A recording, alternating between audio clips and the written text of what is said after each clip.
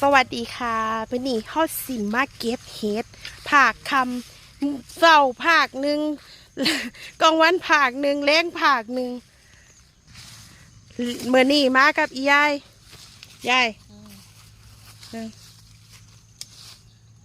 สวัสดีค่ะได้ไหม สวัสดีค่ะได้แล้วเนี่ยเฮ็ดมาโดนี่กำลังได้เดี๋ยวไปดูกันว่าเฮาสิได้หลายบ่ไม่เจอ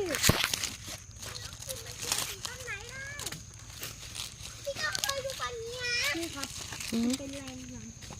อะไร พี่ก้ามาดูอะไรนี่